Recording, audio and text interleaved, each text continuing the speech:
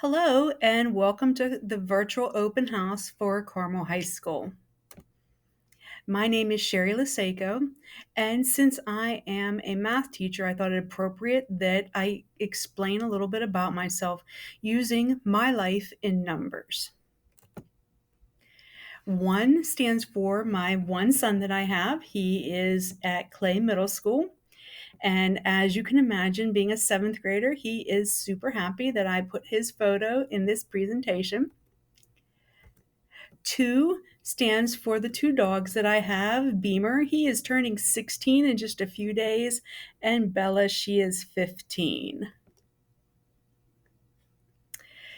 The next number stands for the number of years that I've been married to my husband, who is a professor at Butler University, who said that I can use the Butler icon there, the bulldog, instead of using his picture. So I've been married to him for 24 years.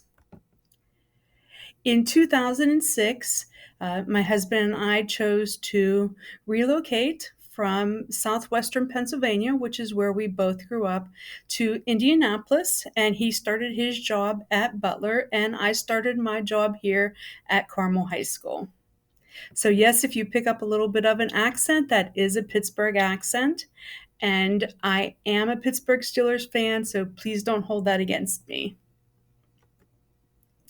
27 is the number of years that I've been in education, whether it's been as a teacher in the classroom, as dean of students, as a department chair, or as an instructional coach.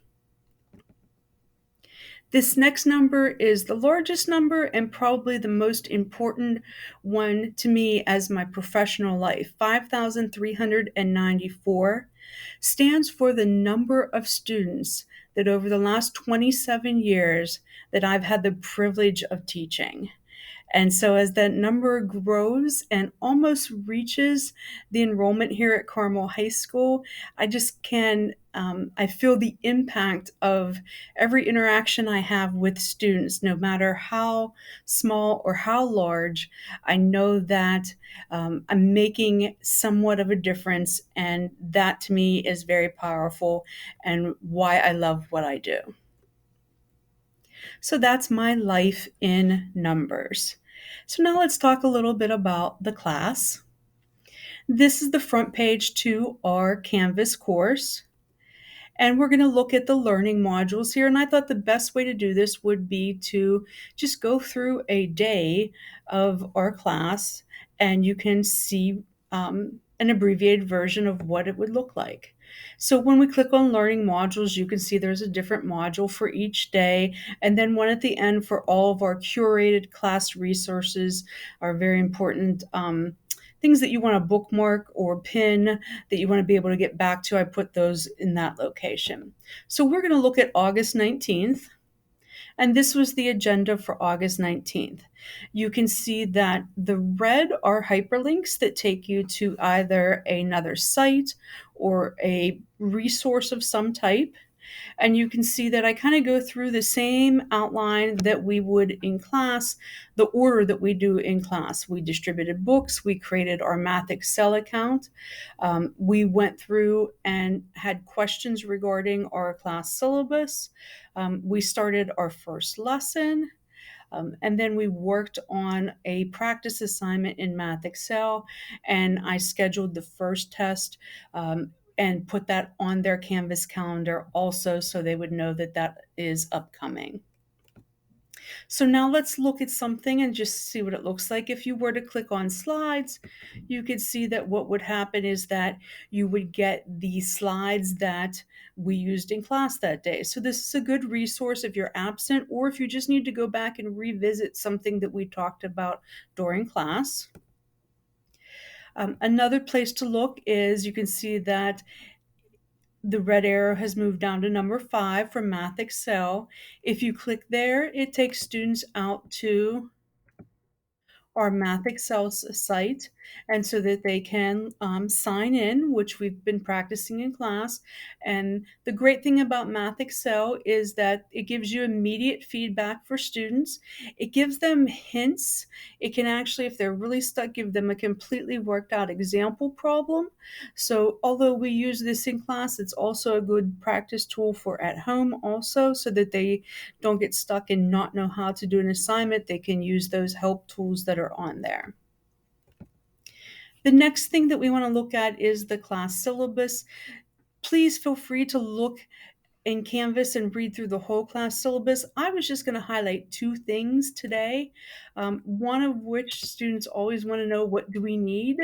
And so just the basic, paper, pencil, those types of things, but they were really concerned about what type of calculator. So we don't need a fancy graphing calculator, anything like that. I put a picture of what is the most commonly used Texas Instrument calculator on the slide there. That should get you through algebra, geometry, and algebra 2, and do everything that you need it, or everything that you need to do with it. The other thing is the grading policy, which is just the Algebra 1. Every teacher in Algebra 1 has the same grading policy. One thing that I wanted to point out, and we talked a lot about in class, is that idea of being an active participant. And so what I'm really looking for students to do is to work on growing individually. Come into class ready to work and learn every day.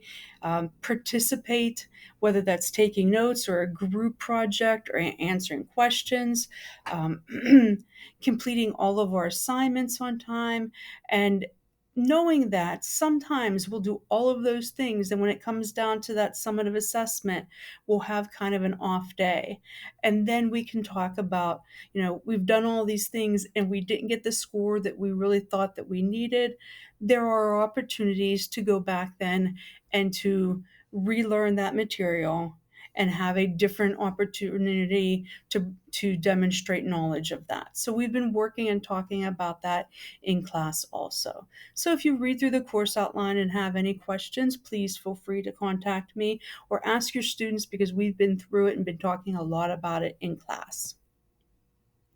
The easiest way to contact me is just to go, if you look at our Canvas page, and there's the contact button, and you can see that there is my email and my Canvas inbox. To be honest, those, because I am a floating teacher and go into different classrooms, those are probably the easiest way, the email and the Canvas inbox, to get a hold of me, because I'm only really by that phone extension, at certain times during the day. This way I can see that you have messaged me on either email and Canvas and get back to you faster.